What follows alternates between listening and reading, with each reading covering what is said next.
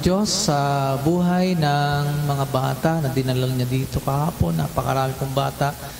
At pinasasalamatan ko rin ang mga nag-organisa nito sapagkat alam ko na hindi biro ang magkaroon ng ganitong paggawain.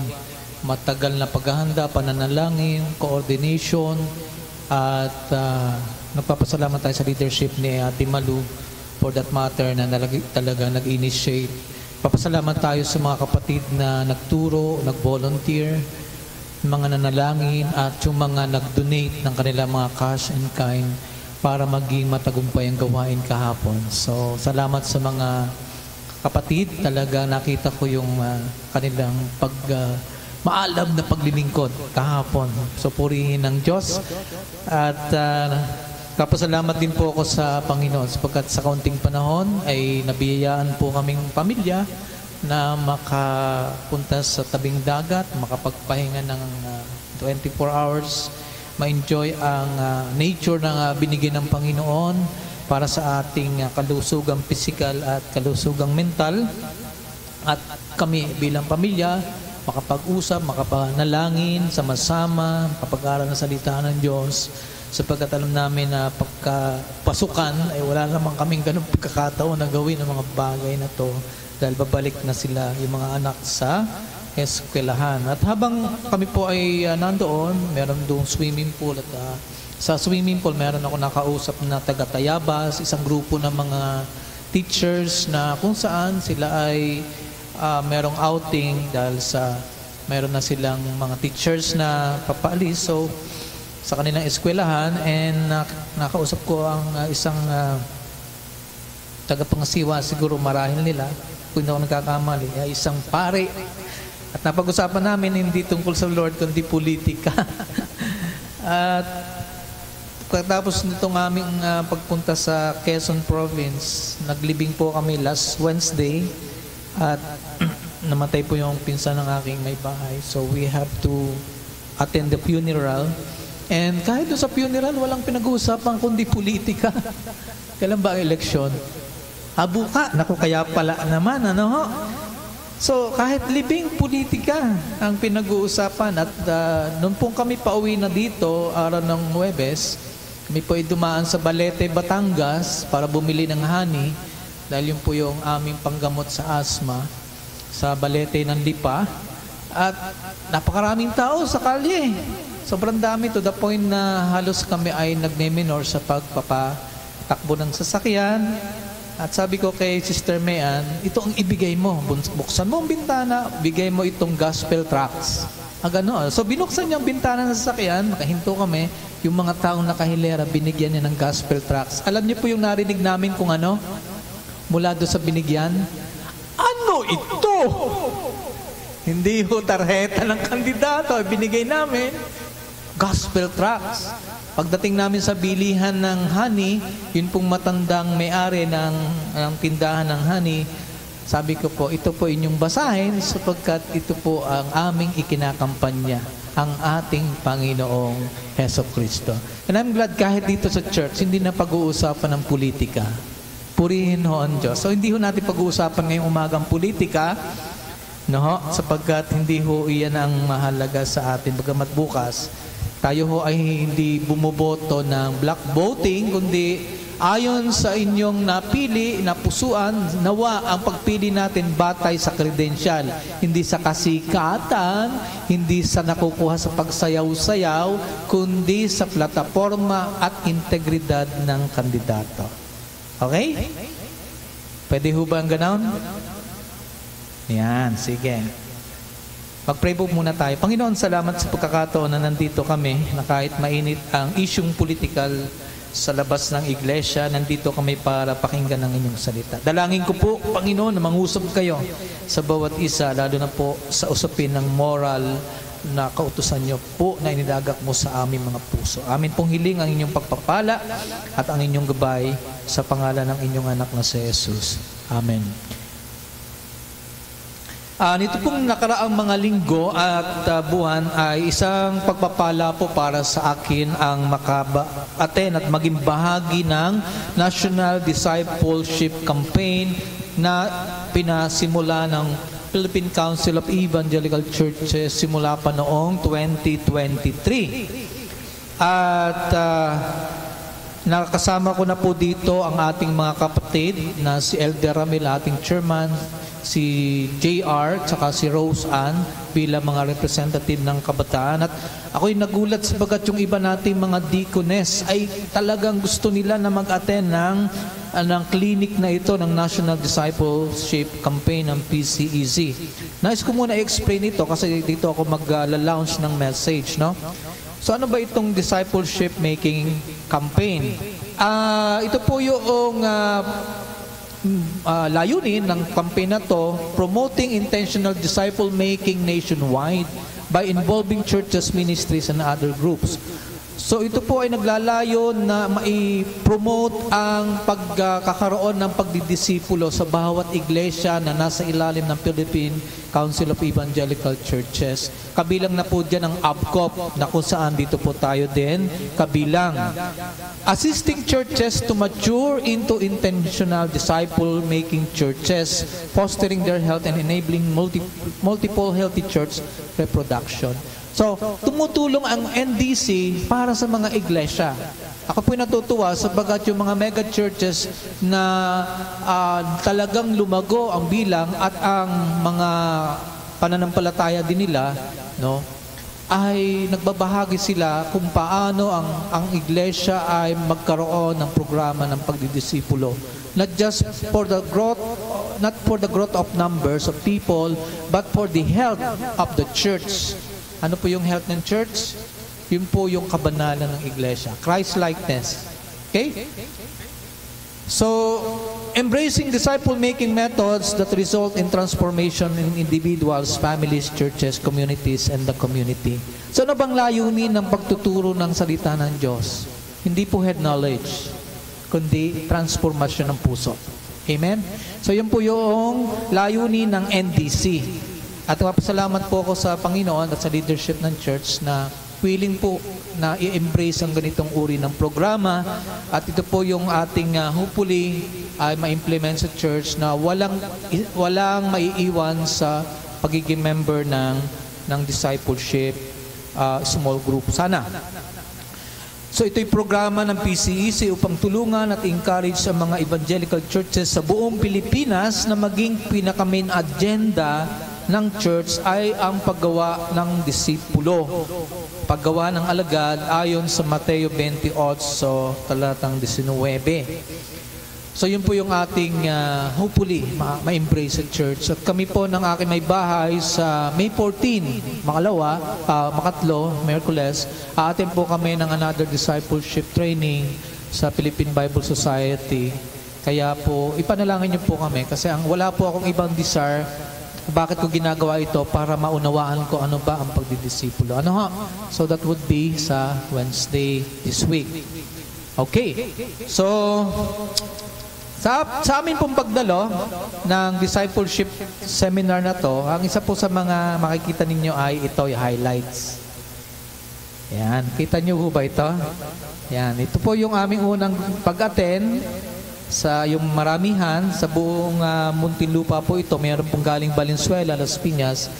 Andito po yung trainer namin, si Dr. Lito Viloria. Nandito po yung mga gwapo at maganda na taga BCBCC. Pansinin ninyo. Ayan, nandyan po. Hindi nyo makakita, malabo na yung ating anyway. So yun po yung ating pag-attend na nakaraang April 27. At ayon po kay Dr. Lito Viloria, natutunan ko po ang ganito ayon sa kanyang sinabi.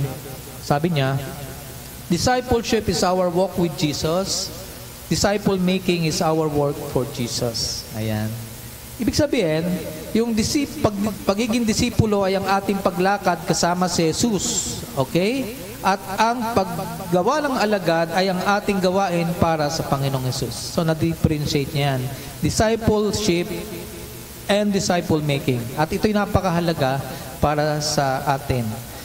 Ay po ba'y naniniwala na tayong mga nakay Kristo ay we are called to be disciple of Jesus Christ? Sino sa inyong hindi naniniwala doon? Tayo tinawag para maging alagad, tagasunod ng ating Panginoong Hesus Kristo. At dahil tayo'y mga tagasunod ng ating Panginoong Hesukristo, ay makikita po natin ang layunin ng ating pagsunod dito ay ang makilala, ibigin, sundin, paglingkuran at ipahayag ang ating Panginoong Hesus. So the descriptive principles of discipleship is to know Jesus, to love Jesus, to abide in Jesus, to serve Jesus, and to proclaim Jesus. Yun po yung dapat mai-inculcate natin sa ating mga puso. Makilala si Jesus, ibigin si Jesus, sundin si Jesus, paglingkuran si Jesus, at ipahayag si Jesus. So that is the principle of Christian discipleship that we have so far learned from attending NDC. And I agree with that. That is theologically and biblically sound. Because pag sinabing alagad ni Jesus, follower, tagasunod. Okay? Kaya importante yan sa ating pagkakakilala at pagkaunawa sa ating kaugnayan sa ating Panginoong Hesukristo. This is how we define our Christian life. No? At ito ay align with our church vision and mission. Sino sa inyo nakakalam ng ating church vision? Nasa likod. Sana makita natin ito, pahalagahan natin. Ano bang gusto makita natin sa bawat isa? Magkaroon tayo ng passion para sa Diyos. Passion, mainit, devotion para sa Panginoon. Lumalago sa ating kaugnayan sa Panginoon, and in return, ito'y natatranslate sa pagkakaroon natin ng compassion for fellow men. Yun nangyari kahapon na mga bata, nahabag ba kayo? Kanina nag-uusap-usap kami ni Sister Brit. Napansin mo ba, Sister Brit, yung mga bata? Malnourished? Napansin nyo ba yan? Pero hindi lamang yung physical na attribute ng mga batang ito ang nakita natin, kundi yung higit na pangailangan nila kay Jesus. So, we have that already. Nandun na, naka-align na yan sa ating vision. What about our mission? Align din, di ba? Pwede bang bawasan ng echo nito? Please. So, align ito sa ating church vision and church mission. Yung NDC. Hindi tayo gumagawa rito ng salungat sa ating nais makita na gagawin ng Diyos sa iglesia. It's not primarily about church growth in number, but Christ likeness. Remember, discipleship is our walk with Jesus. And in return, disciple making will be our work for Jesus. Okay? So, I hope ito'y klaro po sa atin. No? Ito'y klaro. What I'm doing right now is to present to you kung ano po yung ating tahakin, because we have already signed up for this discipleship campaign clinic sa NDC. When we submitted our small groups number, we already signed it up. And nakagandaan nito, we were invited to be mentored. We will be helped. We are not alone in this area of focus sa ating iglesia. Tayo ay tutulungan ng NDC. Hindi ba kayo masaya doon? Parang tahimik na tahimik kayo. Yan ang ating tudlain. And hopefully, by prayer, support, ay malangyari ang kalooban ng Diyos, no, sa ating iglesia. Ano ba ang Christian life? First, if the discipleship is about our walk with Christ, therefore, it is very important for us to follow Christ, to follow His teachings, His commandments, and His example. Kasi nasabi natin discipleship is our walk, paglakad kasama ni Kristo. Ibig sabihin yan, sumusunod tayo sa Kanya, sa Kanyang aral, sa Kanyang mga kautusan. So that is how we define the Christian life. How do we define our Christian life? Our walk with Jesus. Diba? Yun ang Christian life. Kasama sa paglakad, kasama si Jesus. Paglakad, kasama si Jesus. Our goal in the Christian life is not what? It's not about our own success, but our own sanctification. Kabanalan. Christ-likeness. Habang nandito tayo sa daigdig na ito, tinitrain na tayo ng ating Panginoon para maging banal. Tama po ba? Kasi sa langit, walang makasalanan, walang gumagawa ng kasamaan. Doon banal. Dito pa lang, tinitrain na tayo ng Panginoon para sa paglakad sa kabanalan. Bakit? Dahil tayo ay bago ng nilalang kay Kristo. No? Tayo bago ng nilalang kay Kristo. Lalakad tayo dapat ng pagsunod at kabanalan sa tulong ng Panginoon. You know, most of us find it easier to understand the meaning of the Bible passages na ang laman ay pangako. Pag pangako ng Diyos, tingnan natin ang Bible, wow, para sa akin ito, agad inaangkin natin. It's easier for us to understand such promise. But when we come across certain command, parang we just shrug our shoulder. Parang ganun tayo, parang we are so indifferent dun sa ating nabasang command. But that command is given to us for our obedience. Hindi para magkibit-balikat lang tayo o madismaya tayo, kundi dapat talaga pag naunawaan natin na may command na binigay si Lord, obedience ang kanyang inihiling. Why? Because God's command must be rightly and consistently taught in the pulpit for the purpose of obedience. Okay? Ang mga kautusan ng Panginoon at ng Panginoong Hesukristo ay dapat maituro, maipahayag from the pulpit para sa layunin ng pagsunod. That's it. Pagsunod. Therefore, obedience to God is not an option. Susunod ba ako sa Panginoon o hindi bilang anak ng Diyos? It's not an option, mga kapatid. It is our duty to obey our Master and Savior. It should be our delight, it should be our desire to obey Him for His glory and for our sanctification. Ang karamihan sa mga Kristiyano ay nawawala na yung pagsunod. Yes, marami tayong ginagawa para sa Panginoon. Pero kanina maganda yung prayer ni Elder Ramil. What is inside our hearts? We can show to people around us that we are okay by means of doing things for God. But what about our walk with Jesus? What about our obedience? No? O baka natatakpan lang ating mga ginagawa para sa Diyos yung mismong kalagayan ng ating puso na hiwalay pala sa Panginoon. We don't want that to happen. Na sinabi ng Panginoon, these people worship me with their lips, but their hearts are far from me.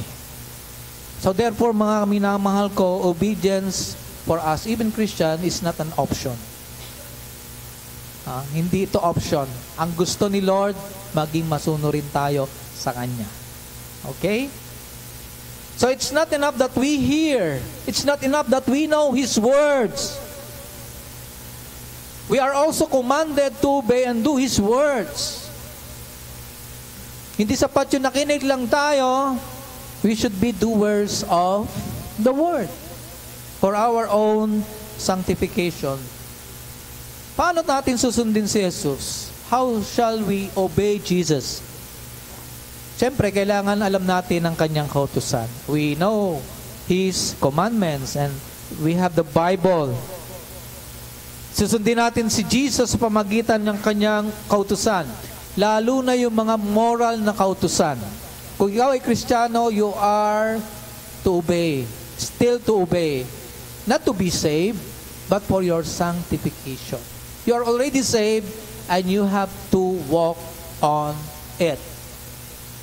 Sabi ni Jesus, sabi sa John chapter 8:31, itong sabi ng Panginoon, sinabi ni Jesus sa mga Hudyong naniniwala sa Kanya, kung tinutupad ninyo ang aking aral, kayo nga'y tunay na mga alagad ko. Imagine that.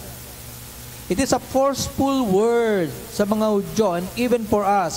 If you obey my command, my teachings, you are truly, pag sinabing truly, tunay. So it implies that there are not true disciples, those who do not listen and obey. But if you listen and you obey the words and the commands and the teachings of Jesus Christ, you are truly His disciple.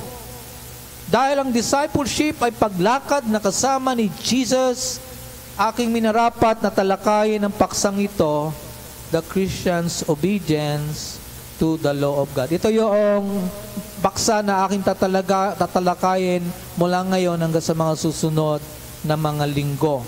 Dahil discipleship is our walk with Jesus, kailangan ang Kristiyano masunurin sa kautusan ng Diyos. Obedience to the law of God. Mahalaga ito dahil dito tunay na mapapatunayan kung talagang tayo nga ay tunay na mga alagad ni Jesus. Saan? Sa pamagitan ng pakikinig at pagsunod sa kanyang mga utos sa ilalim ng kanyang pagkapanginoon sa ating mga buhay. So, the series of sermons that you're going to hear from this pulpit from me will focus more on Jesus' ethical teachings. Ethical meaning related to moral principles and commandments which are given to us as part of the process of our own sanctification. No?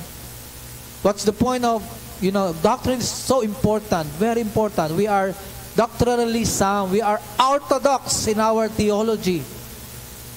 But if we fail, to apply the truth theologically into our own sanctification, there's a problem with that. We cannot have a double standard kind of life. We believe in such truth, in such holiness and righteousness. At the same time, we live outside of such righteousness. That is hypocrisy. So, anong inyo ma-expect on the coming days, coming Sundays? Well, ito po yung nilalaman. Prior to that, gusto ko ipaunawa, bakit ba tinatalakay ko ito? Ang layunin ko, maunawaan na ang pagsunod sa moral ng utos ng Diyos ay bahagi ng ating pagpapabanal. We are called to obey for our sanctification.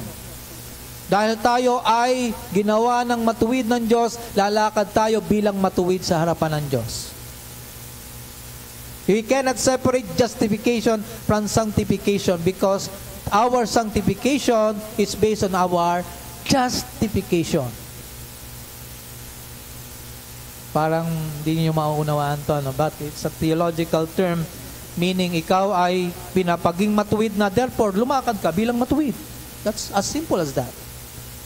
Second, na aking layunin is makita natin ang koneksyon ng law ng Diyos sa gospel.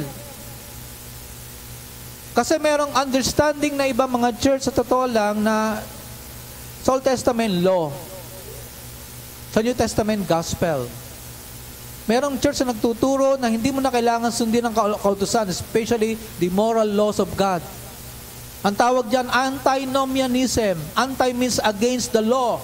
Nomos is law. Merong dyan yung church na nagtuturo somewhere in Batangas. You are already in the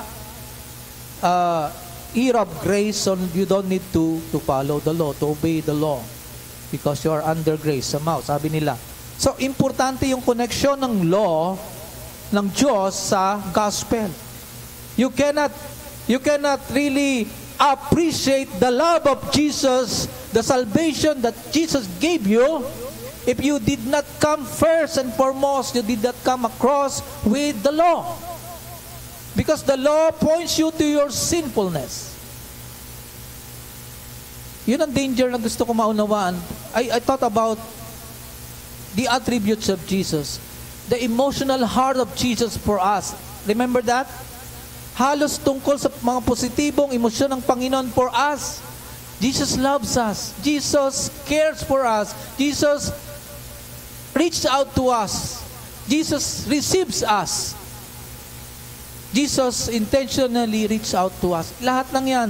Pero ang sabi ko, iniisip ko, pag ito lang narinig ng mga kapatiran, baka ma-ingrain sa kanilang mga utak, sa kanilang kaisipan na, ay, mahal talaga ako ni Jesus. Kaya kahit gawin ko itong mga bagay na to, mamahalin pa rin ako ni Jesus. Mahal talaga ako ni Jesus. Pero humihiwalay tayo sa katotohanan kapag gano'n ang ating katuwiran.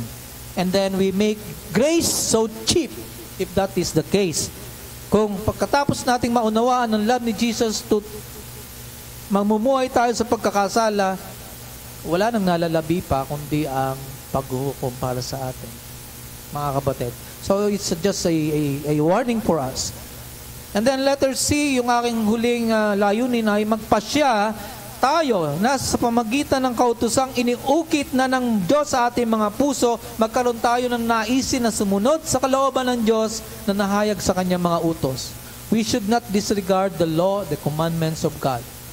The law of the Lord is perfect, converting the soul. The testimony of the Lord is sure, making wise the simple. Ito ay Psalm 19. Anyway, kailangan ng kautusan. Without the knowledge of the law, we cannot live a holy kind of life before God. Imagine, importante yan.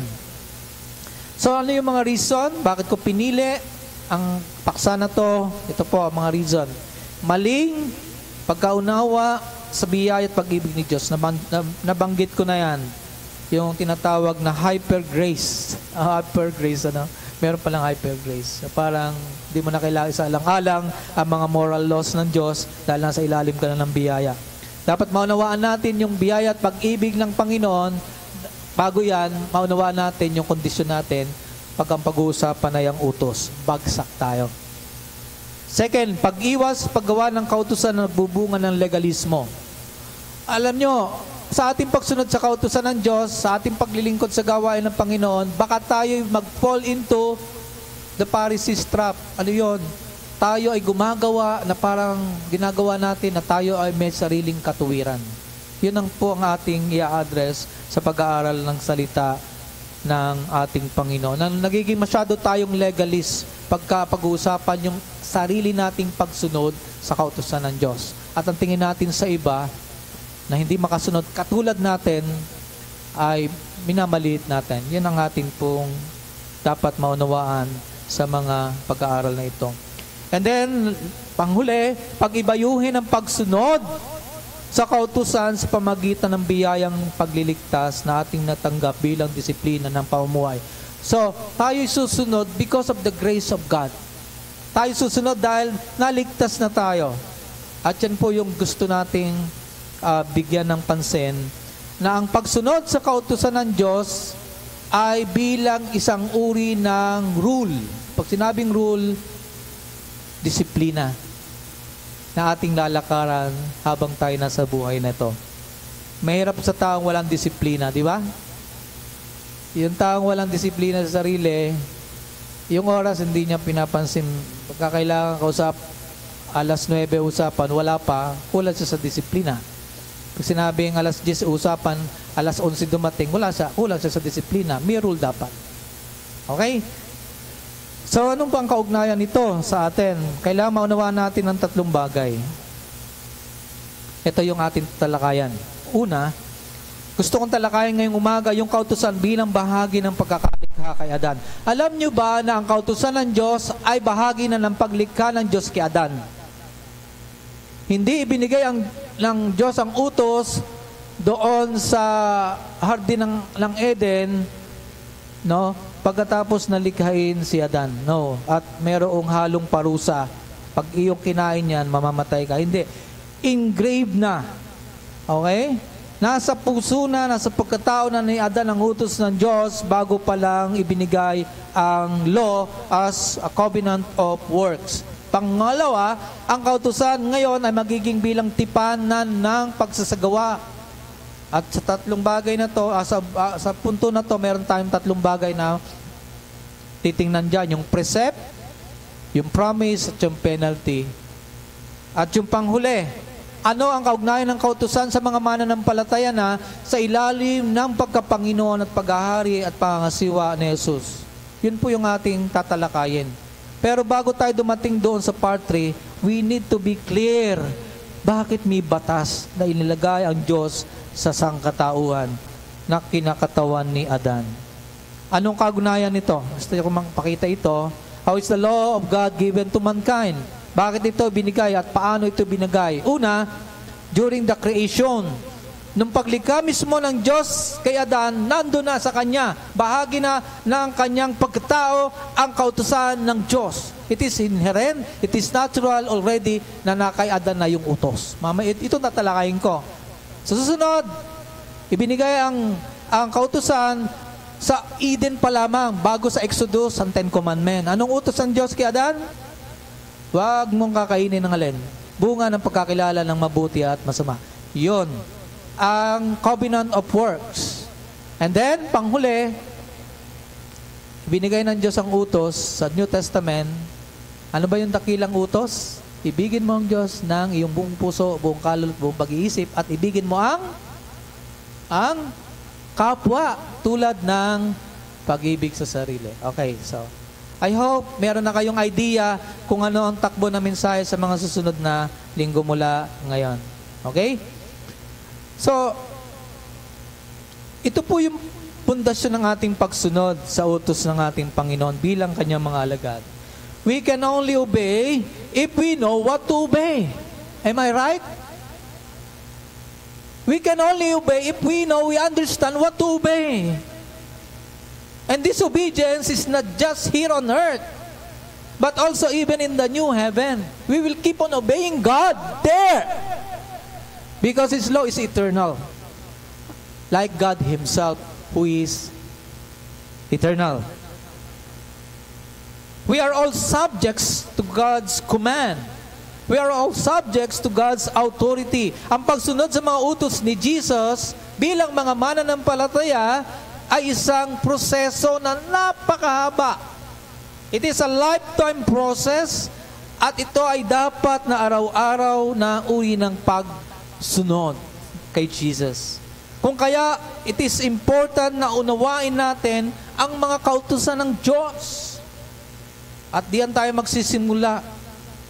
Anong bahagi ng kautusan ng Diyos sa kasaysayan ng pagliligtas ni Jesus?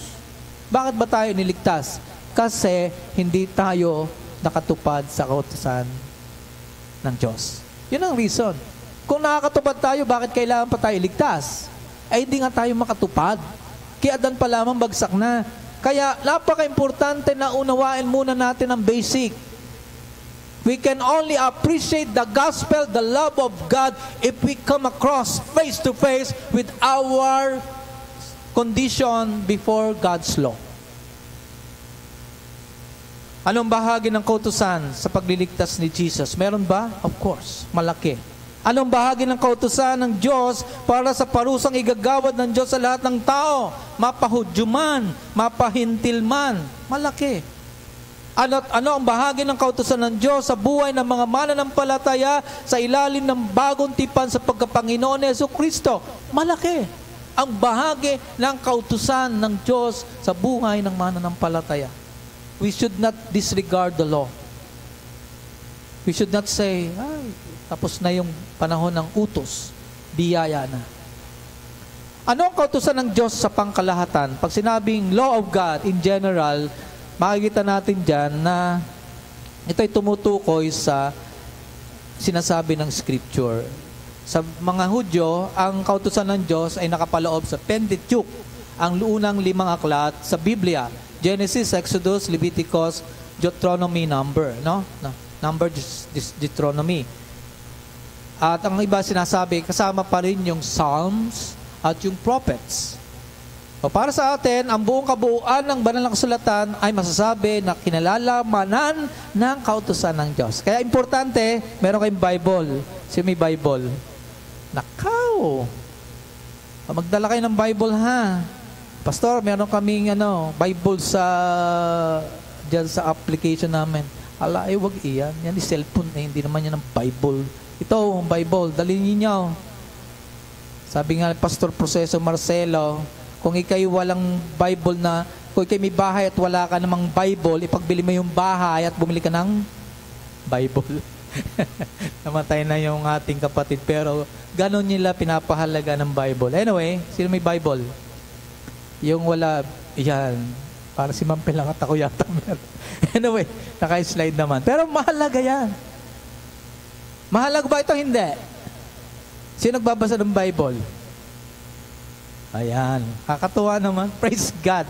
So, importante yan mga minamahal ko. Mag-iipusa tayo sa pag-unawa sa kautusan ng Panginoong Hesus through the written, revealed Word of God. Mahalaga maunawa natin ang law of God. We will start here. Ano ba ang kautusan ng Diyos? Anong bahagi ng kautusan ng Diyos? Sa atin, bilang mga mananampalataya, we will start here. Ano ang layunin? Bakit may batas ang Diyos? May kautusan ng Diyos. Sa kanyang aklat na The Law and the Gospel written by John Colquhoun, isa po siyang Presbyterian Reformed pastor during the 18th century Scotland. Napakaganda yung libro niya. I was reading that and napakaganda ng kanyang mga teaching about the law and the gospel. Sabi niya, tungkol sa layunin ng pagbibigay ng Diyos ng utos, ang sabi niya, to direct and oblige mankind to the right performance of all their duties to Him. Obligahin, sino? Ang lahat ng tao para ganapin ng tama ang kanilang mga tungkulin sa Diyos, sa Kanya. The law directs and obliges us to do what pleases God and to abstain from doing what displeases Him.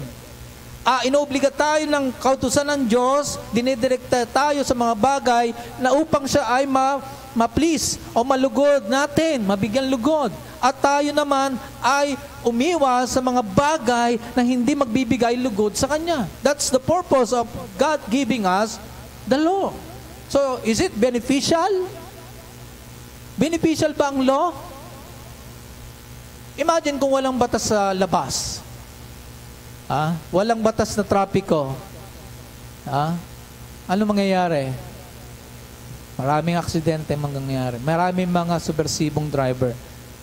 Para sa pakinabang ng mga mamamayan ang batas. Okay? Kaya yung mga mambabatas na iboboto bukas, pakatiyakin nyo, gagawa ng batas. Pag hindi kayang gumawa ng batas, wag nang iboto.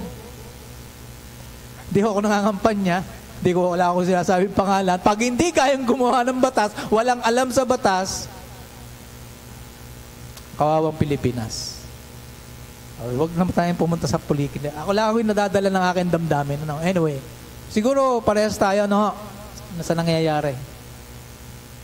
Okay. All mankind po, kay Kristiyano, kay hindi Kristiyano, dahil nilikha ng Diyos ang lahat ng tao subject sa kautusan ng Diyos. Tama? Lahat ng tao, subject sa kautusan ng Diyos.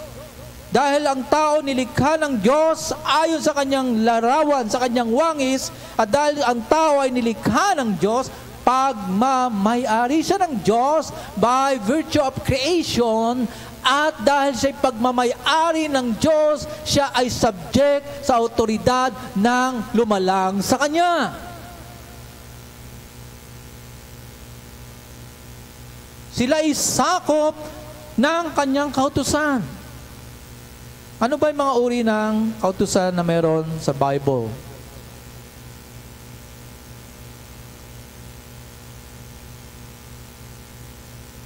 Anong mga uri ng kautusan? Anyway, sobrahan ako. Uri ng kautusan dyan ay, hindi ko na ilagay, sorry. Ay yung ceremonial sa Old Testament. Pag ceremonial, yung mga pare, nakadamit. Merong particular na damit. Merong mga particular na gagawin. Yan ay mga rituales, mga pista. Yan po ay lahat sa Old Testament. Yung panahon ng mga Hudyo sa Old Testament.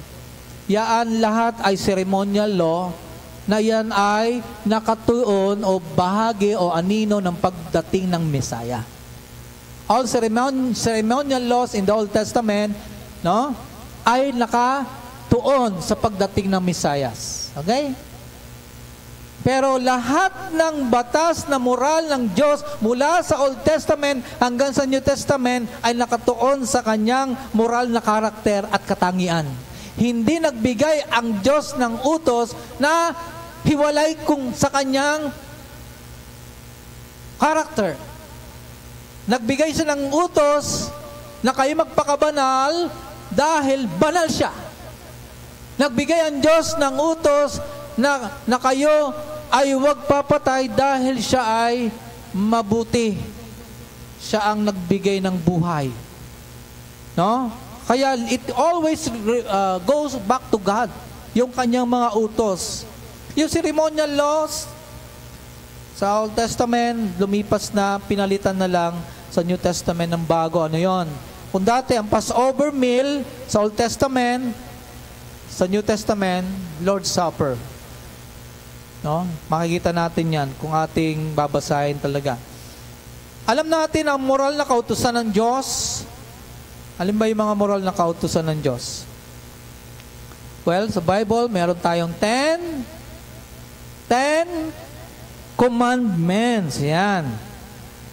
Sa New Testament, meron tayong Great Commandment. Ano yung Great Commandment?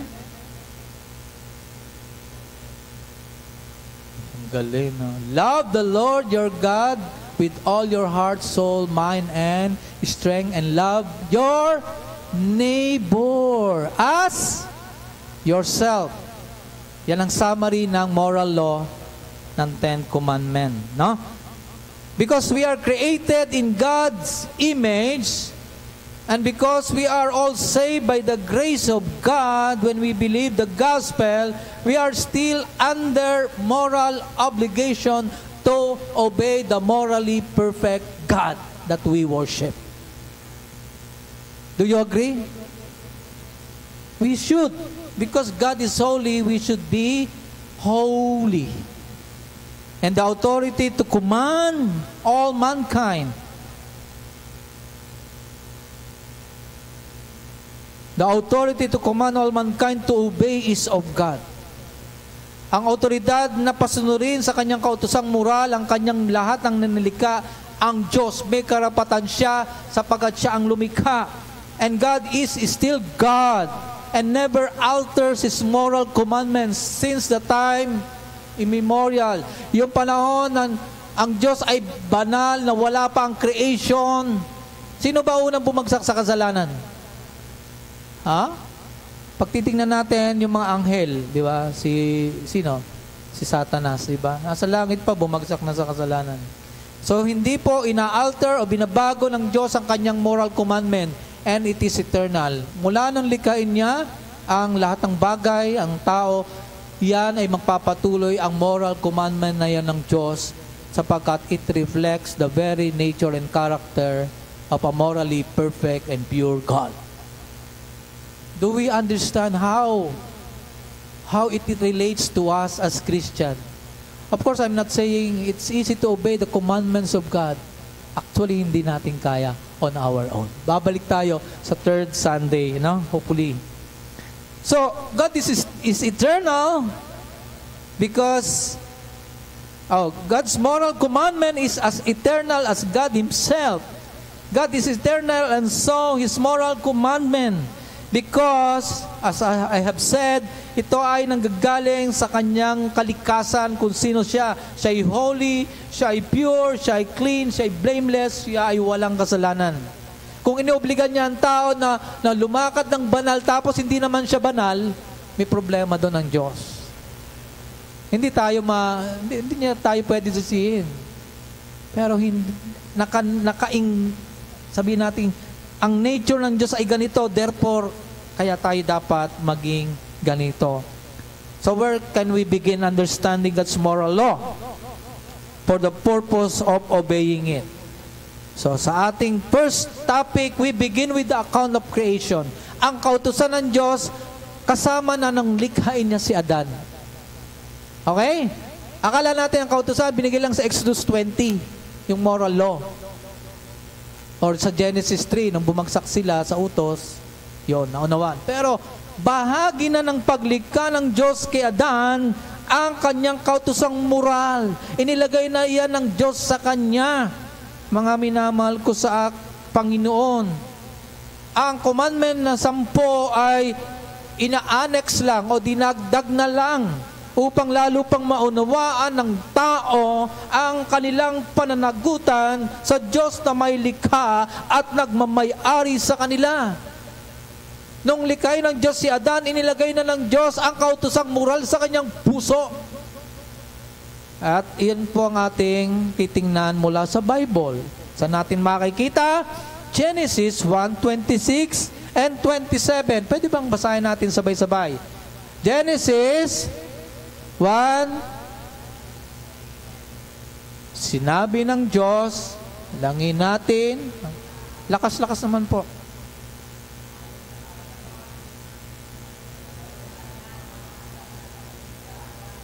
Sa mga ibon.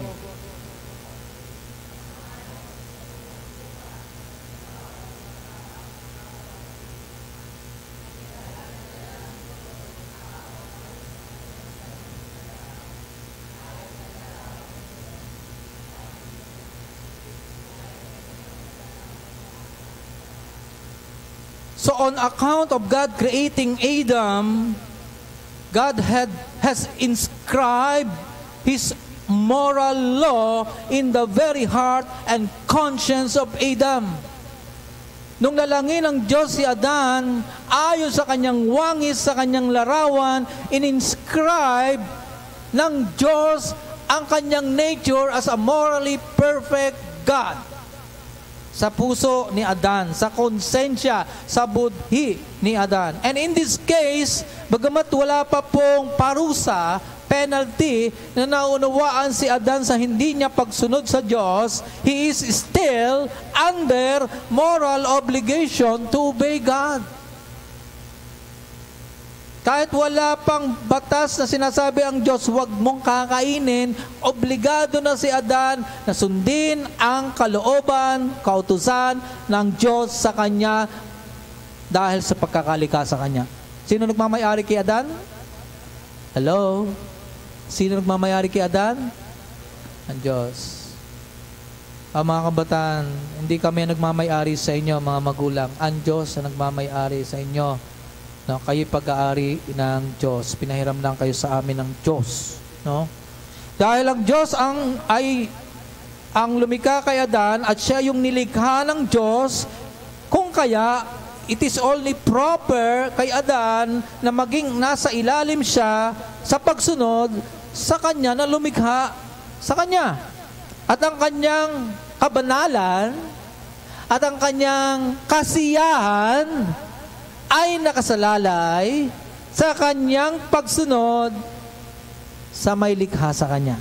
His holiness and His happiness relies on His obedience sa lumikha sa kanya. Bagamat wala pang utos na may lakip na parusa, na ang parusa ay napakatindi agad. Ano bang parusa?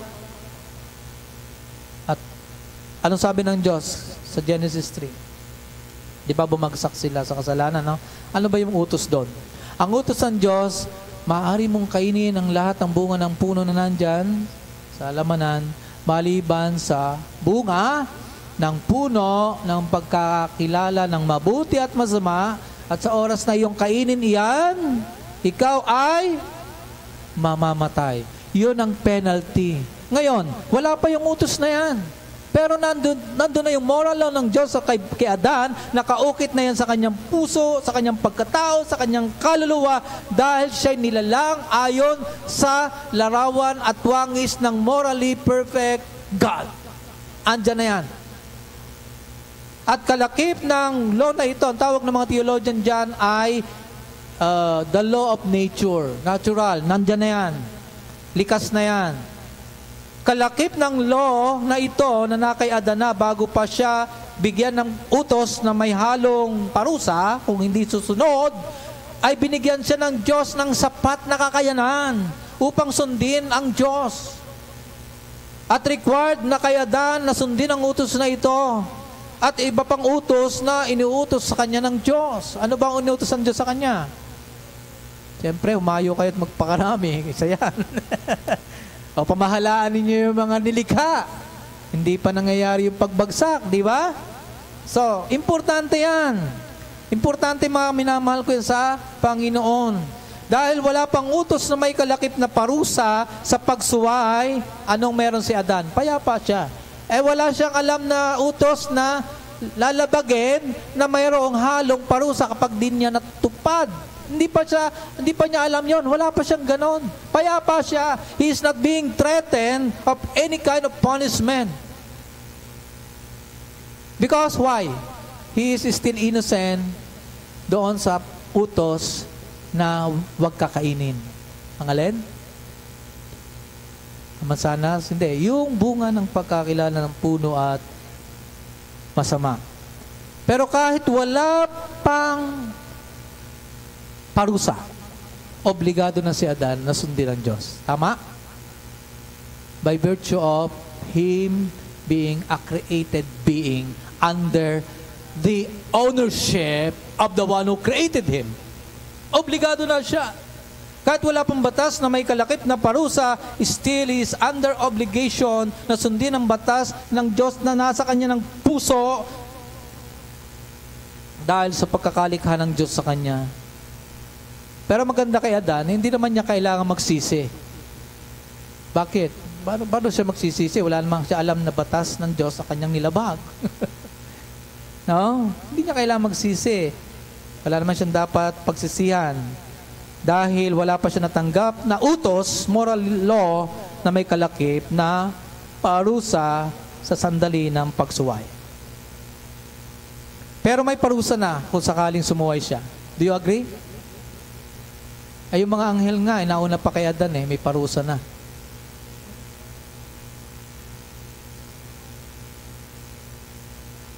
Para natahimik kayo. May parusa na kung sakaling may pagsuway. Hindi nga lamang na-expose sa threat na ito ng judgment of eternal punishment pa si Adan, not until we reach Genesis 3. No? Doon sa Paul. Bakit? Dahil inosente pa si Adan sa kasalanan. Wala siyang posibilidad na siya magkasala sa kanyang innocent condition. Di niya alam ang masama. Ang alam lang niya ay ang Diyos na mabuti. Ang alam lang niya ang Diyos na mabuti, kasama niya ang Diyos na mabuti. He has no knowledge of what evil was at that point of time. What he knows is only good. Why? Because of God. The good, good God. So therefore, as I analyze this, it is unfair to say that there should be a penal sanction if there is no possibility of sinning. Kung wala namang posibilidad na magkasala, ay bakit bibigyan mo ng parusa? Bakit mo parurusahan kung wala namang posibilidad na magkasala? Dahil wala pa nga yung law na mayroong kakibat na penalty. Sa pangalawang topic ko pa yan. Adam has in no way is capable of sinning because of God's imprimatur of His law in his conscience. His obedience to the law of God inscribed in his heart does not know of any kind of punishment. Yung law na moral ng Diyos na nasa kanyang puso, pagkatao, kalooban, kaluluwa, mga minamahal ko, walang alam yan tungkol sa parusa. Walang alam yan tungkol sa danger ng death.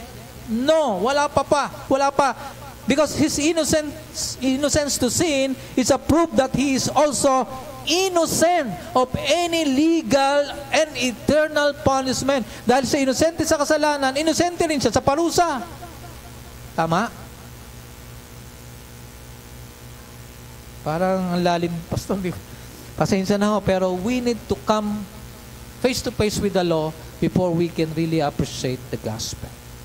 Let me continue. Are you still there? Pastor, haba naman. Sorry ho, it took me so many days to prepare, but I hope you will really bear with me. Andito tayo, hindi para kay Mayor o kanino man. Kailan lang ibinigay ang parusa? Binigay ang utos na may kalakip na parusa. Kailan tinanggap ang parusa?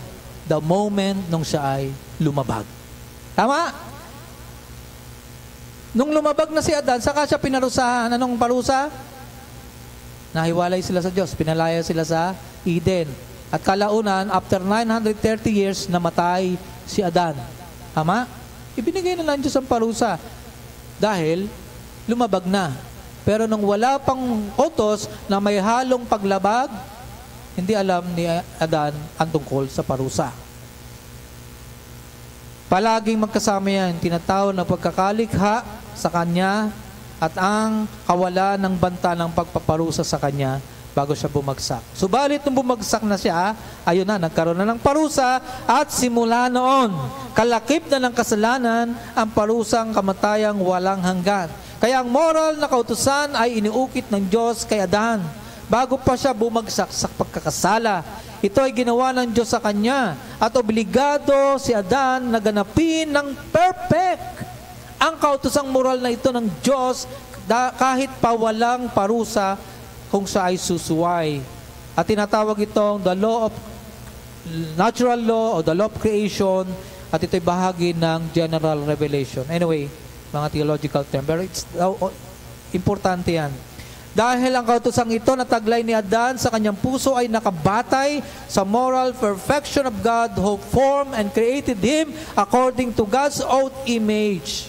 Nakabatay sa image ng Diyos, yung perfection na meron si Adan at yung batas na inilagay ng Diyos kay Adan. And he should have fully and perfectly obeyed if he had only defeated Satan's temptation in the garden. Kung nataulo lang niya si Satanas sa tukso, he has perfectly obeyed God. So itong kautusan ng Diyos ang nagdidikta sa konsensya sa budhi ni Adan para sumunod sa Diyos. Yung budhi. Lahat ba ng tao ay may konsensya? Hindi nasa tide. Ito sabi ng konsensya, maputi yun. Lahat ng tao ay may konsensya, may budhi. Yan ay bahagi ng pagkakalika ng Diyos kay Adan. Bawat tao may konsensya. Yung nagsasabi ng mga tayo walang konsensya, siguro, it is a kind of expression of dismay. Nung patayin ng aking anak, parang walang konsensya yung pumatay sa aking anak. No, ganun ang term, pero it's more on dismay. Pero talagang tunay na mayroong budhi ang tao, nakaukit na yun sa ating mga puso, kay Adan, itong moral na utos ng Diyos na sa ating mga budhi, idinidikta ng ating mga budhi. Kaya lahat ng tao na mula kay Adan, kahit si Noe, mula pa rin kay Adan, di ba? Parang di kayo sumasang-ayon. Si Noe galing pa rin kay Adan. Lahat ng tao, katulad ni Noe, may budhi. No? Lahat ng tao ay may budhi na nagdidikta ng moral law, na ito na natural law na binigay ng Diyos sa kanyang budhi. At kahit di nila taglay ang kasulatan, paano pastor yung mga taong walang Bible, walang kaunawaan, walang sacred scripture like us? Paano pastor yung mga hintil na walang holy scriptures, mga Hudyo lang tumanggap? It is very clear na meron silang law, moral law na nilagay ng Diyos sa kanilang mga budhi. Kahit hindi nila taglay ang kasulatan, wala silang knowledge about the special revelation, pero meron silang general revelation, taglay nila sa kanilang kautos, sa puso nila, sa budhi nila, ang alin? Ang kautusan moral ng Diyos. Dahil sa kanilang asosasyon kay Adan, dahil sa pagkakalikha. We all came from Adam. He is the first Adam that falls. We have the second Adam that triumphed. Kaya sabi ni Paul ang ganito sa Romans 2:14, mga taga-Roma 2:14. Let me cite this. Sabi ni Paul, sapagkat kung ang mga hentil, ibig sabihin mga Griego, okay, na walang likas na kautusan, wala silang kopya nito ng Bible, Scripture, Old Testament, ay sila gumagawa ng mga bagay ng kautusan. It is the law of God in their hearts. Ang mga ito, bagaman walang kautusan, ay siyang kautusan sa kanilang sarili. Kanilang ipinapakita na ang hinihiling ng kautusan ay ano? Nakasulat saan? Sa kanilang mga puso. It was engraved already in their hearts. Narito'y nagpapatotoo rin ang kanilang budhi. Their conscience testify about it. At ang kanilang mga pag-iisip ay nagbibintang o nagdadahilan sa isa't isa. Sa araw na hahatulan ng Diyos ang mga lihim ng mga tao ayon sa aking ebanghelyo sa pamagitan ni Jesucristo. Ang konteksto nito, yung mga merong kautusan, sabi ni Paul dyan, katulad ng mga Hudyong kababayan niya, hahatulan based on the law na binigay ng Diyos. Paano yung walang law, walang kopya? Hahatulan based on the moral law engraved. Alin? Yung asosasyon kay Adan, hahatulan ng Diyos. No? So mga hentil na walang kautusang nakasulat, katulad natin, No, meron na tayong written law dito. Ay hatulan batay sa kautosang nakasulat sa kanilang mga puso na pinatutunayan ng kanilang budhi o konsensya. At ang budhi nagpapatunay ng kautusan ng Diyos na nakaukit na sa kanilang mga puso ay bahagi ng pagkakalikha kay Adan. So ibig sabihin, yung moral law during creation, in creation of Adam, taglay-taglay ng lahat ng tao yan. Meron yan. Naniniwala po kayo doon? Meron yan. Imagine kung wala yung moral law ng Panginoon, wala magre-restrain ng evil na meron sa tao. Wala magre-restrain ng evil, ng kasamaang nasa tao kung wala yung moral law. Bakit yung mga Buddhist, morally, mga mapayapang tao sila? Diba? Because of this moral law engraved in the heart of every descendant of Adam. Ano nila kapaloob sa kautusan ng Diyos sa pagkakalikha kay Adan? Well, there are three things na gusto kong tingnan natin. Ano ba yung pag sinabing according to God's image, nilikha ng Diyos si Adan according to God's image, ano yung taglay na moral na katangian ng Diyos na kay Adan? Na moral na kautusan. Una, yung tinatawag na knowledge, kaalaman. Kaalaman, knowledge. Sabi doon ni Paul sa Colossians 3, verse 8 to 10, especially sa verse 10, tingnan po natin. Ngunit, ngayon ay itakwil na ninyo ang lahat ng mga ito, galit, puot, masamang pag-iisip, panalait at maruming pananalita mula sa inyong bibig. Huwag kayo magsisinungaling sa isa't isa, yamang hinubad na ninyo ang dating pagkatao, pati ang mga gawa nito. Imagine, this is moral law in the New Testament context. Tama ba? Ito kayo, ito yung bagong pagkatao, ito yung isuot ninyo. Dahil kayo na kay Kristo na, yun sabi ni Paul. Pagdating sa verse 10, makikita natin itong moral law na meron si Adan noon bago siya bumagsak. At kayo'y nagbihis na ng ano? Bagong pagkatao na ano? Binabago saan? Sa knowledge, sa kaalaman, ayon sa larawan. Imagine the word, according to the image of the one who created you. So, ang mga tao may kaalamang moral. Alam ng mga tao kahit ng atheist na mayroong Diyos, tinatanggihan lang. Tinatanggihan lang. Ang wangis ng Diyos na kay Adan ay may katuwiran at kabanalan at katotohanan. Yun ang pangalawa. Bukod sa kaalaman, nakikita natin ng wangis ng Diyos ay mayroong katuwiran at mayroong true holiness. Basahin natin. Sabi ni Paul sa Ephesians 4:21 to 24. Kaparehas siya ng Colossians sa ating binasa.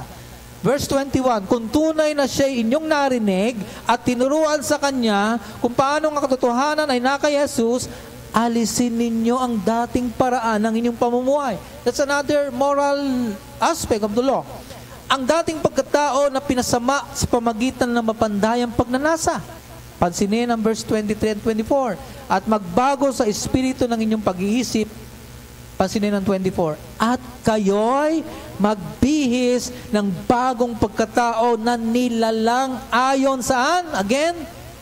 Wangis. Back to the pre-fall of Adam. Yan ang nilagay ng Diyos. Ayon sa wangis ng Diyos. Anong meron dyan sa wangis ng Diyos? Morally speaking, katuwiran. Ano pa? True holiness. Naunawaan po ba natin? Hopefully naging maliwanag dito sa inyo. Kaya therefore, meron pa ring utos para sa Christian. According to our very new nature which God has given already upon us.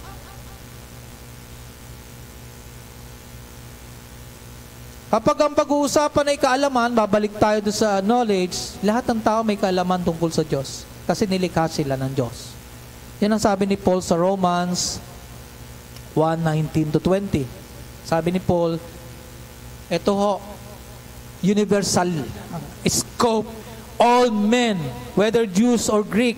Sabi ni Paul, sapagkat ang maaaring malaman tungkol sa Diyos ay hayag sa kanila, yamang ito'y pinahayag na ng Diyos sa kanila. Kailan? Ipinahayag na ng Diyos? Kailan? Mula pa ng likhain ang alin? Ang buong sanlibutan. Ang kanyang walang hanggang kapangyarihan at pagka-Diyos, bagamat hindi nakikita, ay nauunawaan. At nakita sa pamagitan ng mga bagay na kanyang ginawa upang ang mga taong ito ay walang may dadahilan. Wala namang Diyos na po pwedeng nahaharapin ako sa panahon ng paghukom. Hindi, wala silang may dadahilan ganon. Meron na silang kaalaman at yan ay bahagi ng pagkakalikha ng Diyos kay Adan. They only deny the absence of God. They hate God. But in reality, they cannot be exempted on the day of judgment. All men have knowledge of the Creator, and their consciences dictate that they are responsible to the one who created them for every single immoral action that they will commit. And they know this. Dahil meron na silang knowledge, at ang lahat ng tao ay merong knowledge na ito by virtue of God being the creator of them in His own image. They know that some things are right because of conscience. They know that some things are wrong because of conscience. They know what is good. They know what is evil. And most of their governmental laws, speaking of the whole world, every government, lahat halos ng mga batas ng buong society ng government, nakapattern, nakaangklan, nakatulad sa moral law na ibinigay ng Diyos kay Adan bago pa siya bumagsak. All these laws of the government, whether Christian ang namumuno o hindi, meron silang batas that is pattern to the moral law, the natural law, sa panahon bago pa bumagsak si Adan. Tama? At ito yung nagdidikta sa kanila. Sa mga tao, alam nila mali ang maglaseng. Tama? Mapahamak ang kanilang atay, kanilang kalusugan. Maubos ang kanilang panahon ng taon sa buhay nila ginugol sa mga bagay na to. What a waste kind of life. Alam nila masama magsugal. Pero baka nagsusugal. Nagdidikta ang moral law na naroon sa kanila na ito ay bawal, hindi yan maganda, masama yan. Pero dahil bagsak, ang tao sa kasalanan, walang kakayanang labanan ng mga yan. Doon po tayo sa susunod na linggo dyan, At ito nagdidikta sa lahat ng mga tao, umiwas ka sa bisyo, umiwas ka sa kasamaan, mapanatili ang kayusan at kapayapaan sa isa't isa. Tingnan niyo yung mga tao sa paligid. Meron silang moral law na kahit hindi nila alam yung batas ng Diyos, meron talaga silang nalalaman na mga ito masama, hindi lang sa kalusugan, masama iyan. Alam na nila yan because of that kind of natural law na na-engrave ng Diyos sa puso nila.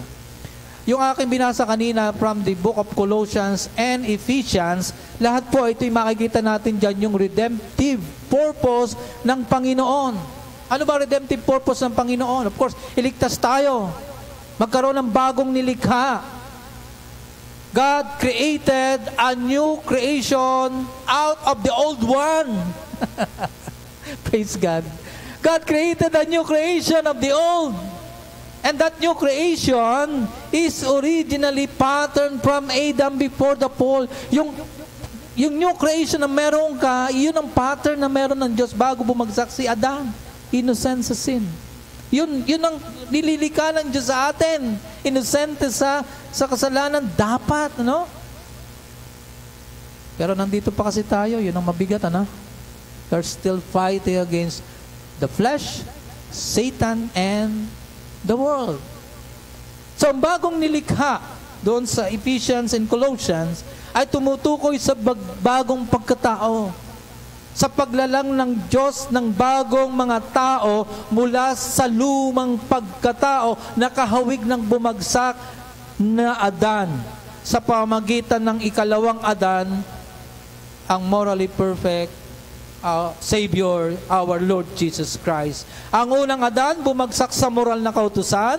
Ang ikalawang Adan, ang Panginoong Yesus, matagumpay na sumunod sa moral na kautusan at nagtagumpay na tumubos sa mga immoral na sangkatauhan mula sa mga kasalanan sa pamagitan ng kamatayan sa krus. Kaya sa ating pagdating sa langit, this is my view. I don't know if you have other views.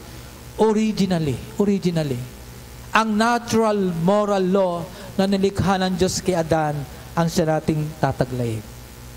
Originally. Yung pagiging, yung kautusan na in-inscribe ng Diyos sa puso ng tao kay Adan, yan ang uri ng moral law na ating tataglayin. This is my only personal view. Pag tayo nasa langit na, no? Ito din po ay magpapatuloy na kautusan na tataglayin natin sa kalangitan. Ini-inscribe sa ating puso. Naturally, we will obey God. There will be absence of evil there. There will be no more sin to fight against. But we will continue. We will keep on obeying God. Through this natural law, originally nilagay ng Diyos kay Adan bago pa siya bumagsak sa kasalanan. And you know, that kind of law, bago bumagsak si Adan, ang kagandahan nito, there's no any threat of danger. Wala nang anumang pangamba na may parusa, wala nang anumang banta na may parusa na dapat nating katakutan. Like Adam, wala siyang alam na may parusa, wala siyang dapat katakutan. At yung natural law na yan, simula kay Adan, yan din po ang taglay ng mga mananampalataya na nasa piling na ng Panginoon. They will keep obeying God naturally. Hello. Nasa piling na sila ng Panginoon, but that obedience will just come naturally because of that engraved moral law from the morally perfect, holy, pure God. Even the angels in heaven will keep on obeying God as created being as well, with that kind of moral law pattern in the image of a morally perfect, holy God. Taglay ni Adan ang image na moral ng Diyos sa kanya. Because God is a moral being while He is also a transcendent being, holy, separated from any of His creation. He imparted His own image of right knowledge about God. He imparted His own image of righteousness. He imparted His own image of true holiness to Adam. Kaya generally speaking, ang moral na kautusan ng Diyos na nasa kay Adan na sa panahon ng pagkakalalang ng Diyos sa kanya, bago pa ibinigay ang unang utos sa Eden na huwag kakanin ng bunga ng puno ng pagkakakilala ng mabuti at masama, bagamat lubhang naapektuhan pa rin ito ng pagkakabagsak ni Adan sa kasalanan, ang moral law na ito ay hindi po lubusang nawala sa sino mang taong nabubuhay at nabubuhay sa mundong ito. Lahat ay meron ito. Ang moral na kautusang ito sa panahon ng paglikha, bagamat apektado ng kasalanan, ay nasa lahat pa rin ng tao sa ngayon. Ang kautusang moral na ito ng Diyos sa panahon ng paglikha ay universal, pangkalahatan sa lahat ng tao, at inuutusan ng kautusang ito na nasa puso nila na sundin ang Diyos ng buong pagsisikap. God is requiring all men for a perfect obedience to His law, engraved in their hearts. Pero alam naman natin, because nasa fallen nature tayo, hindi kaya at walang kakayanan. This is also, like what I have said, this is also God's way of restraining evil in the hearts of all men. Na kung walang dikta ng moral na kautusan ng Diyos sa kanilang budhe, sa kalooban ng tao, wala na nga lampas sa tao na ilabas ang buong kasamaang mayroon siya. Kung wala yung moral na inilagay ng Diyos sa kanya. What can restrain an evil man to do whatever he pleases if there's no such kind of moral law being dictated to his heart by the conscience, to his mind? Ang kautosang moral na ito ng Diyos na nakaukit na sa puso ng tao na idinidikta ng budhi ay bahagi ng natural law ng Diyos, at walang sino mang maaaring tumayo sa harapan ng Diyos na magsasabi sa araw na yon, mga ngatiwiran sa Diyos, aba, hindi ko alam ang masama at mabuti. Bakit mo ako parurusahan? Walang pwedeng tumayong tao sa panahon ng paghukom. You didn't teach me what is right. I didn't understand what is wrong. You cannot stand before God and say that claim on your own. Because God has implanted to you already, though affected by the fall, that moral law. And so, for that matter, you will be held accountable. But praise God, we have the gospel. And so I hope makita natin to. Mga kapatid ko minamahal, kung ang budhi mo ay marumi, hindi ka payapa, di ba? Alam mo mali, tuloy ka pa rin sa paggawa ng mali, pero kaya pa kayang malinis yan? Of course. I don't want to end this sermon without you. I would like to bring to you the good news. Ito sinasabi ng Panginoon in Hebrews 9:13, 14, especially verse 14. Hebrews 9, sabi ng Panginoon dyan, sapagkat kung ang dugo ng mga kambing at ng mga toro at ang abo ng dumalagang baka na iwiniwisik sa mga nadungisan ay makapagpapabanal sa ikalilinis ng laman, gaano pa kaya ang dugo ni Kristo na sa pamamagitan ng walang hanggang Espiritu ay inihandog ang kanyang sarili na walang dungis sa Diyos. Anong sabi diyan? Ay maglilinis ng budhi mula sa mga gawang patay upang maglingkod sa Diyos na buhay. Napansin nyo, kung ang budhi natin ay dinidiktahan tayo ng kamalian, inuusig tayo ng budhi dahil sa kasamaan na ating ginagawa, iniisip, sinasalita, at gagawin pa, meron bang pag-asa? Meron pa bang makapaglilinis ng budhi na yan? Meron. Ang dugo ng Panginoong Jesus. Malilinis ang ating budhi mula sa mga gawang patay. Alam niyo, pagka ikaw ay naglilingkod sa Panginoon at ang iyong budhi marumi, hindi ka payapa, di ba? Parang you are living a double standard life. Pero magpalinis ka muna. Para yung paglilingkod mo, maganda. Okay ba? Paano? Lumapit ka sa Panginoon. Hingin mo ng tawad, makababa ka, magsisi ka, talikuran ng kasalanan, hilingin ang paglilinis ng Diyos sa iyong mga kasalanan. Patuloy tayong usigin ng ating budhi na nakababatid ng kasalanan. Kung hindi natin alam kung paano at sino makapaglilinis nito sa atin, alam natin kung sino naglilinis ng ating mga budhi at kung paano niya tayo nililinis. Sa pamamagitan ng dugo ni Jesus, kung ating papahayag ang ating mga kasalanan at kasamaan, kung di natin pagtatakpan ang ating mga kasalanan, makakaasa tayo ng pagpapatawad at paglilinis ng ating mga kasalanan dahil sa dugo ni Jesus na patuloy na tumatakip sa puot ng Diyos para sa atin dahil sa ating kasalanan. Ngunit, ang malaking katanungan dyan, at ito ay magiging part 2 ng aking mensahe, ito malaking tanong. Ano ang naghihintay? Paano po kung sa kabila ng dikta ng ating budhi at pagtutuwid ang salita ng Diyos at pagpapaalaala at conviction ng Holy Spirit? Remember, one of the ministries of the Holy Spirit is to convict the world of sin. Okay? Paano kung sa kabila na meron ka ng konsensya? Paano kung sa kabila nandiyan na narinig mo na salita ng Diyos? Paano kung nagko-convict ang Holy Spirit na mali itong ginagawa mo? Ay, patuloy ka pa rin sa kasalanan at sa pagsuway. Paano kung mas incline ang iyong puso sa paggawa ng kasalanan at sa gawa ng laman?